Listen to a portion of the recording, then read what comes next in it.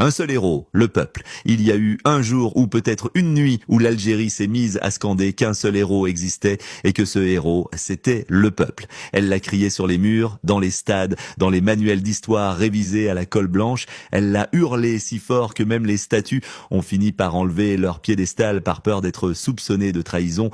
Un seul héros, le peuple, c'est beau, c'est massif, c'est rond comme une pierre qu'on lance dans le silence de l'histoire. Diamant, mais c'est aussi un peu paresseux, car enfin, c'est comme si on disait un seul cuisinier la cuisine, ou un seul écrivain le dictionnaire, et qui fait quoi dans cette vaste abstraction, qui pense, qui agit, qui ose. À force de diluer le mérite, on a noyé les méritants. Yasmina Khadra, qu'on accuse parfois de trop écrire mais jamais de mal penser, l'a bien vu. Il a compris que ce slogan, adulé comme une révélation divine, a tué les héros en herbe en disant que le peuple était tout.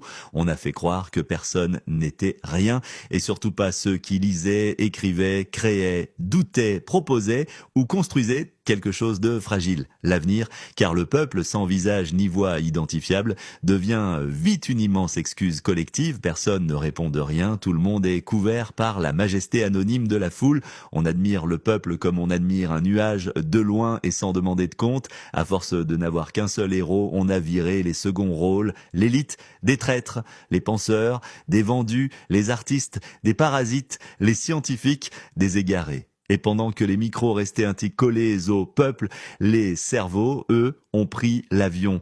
Ils ne se sont pas exilés, non, ils ont fui comme on fuit un théâtre où l'on a supprimé tous les personnages, sauf le décor. L'élite algérienne, marginalisée comme une faute de frappe dans un discours patriotique, a été réduite au silence sous prétexte d'unité. Or, un pays qui n'écoute que la rumeur de sa foule court toujours le risque de devenir sourd aux voix rares mais lucides. Suite de l'article dans L'Algérie, Tafsir Ismaël Zanoun, recueil de 99 chroniques, disponible à partir de septembre 2025.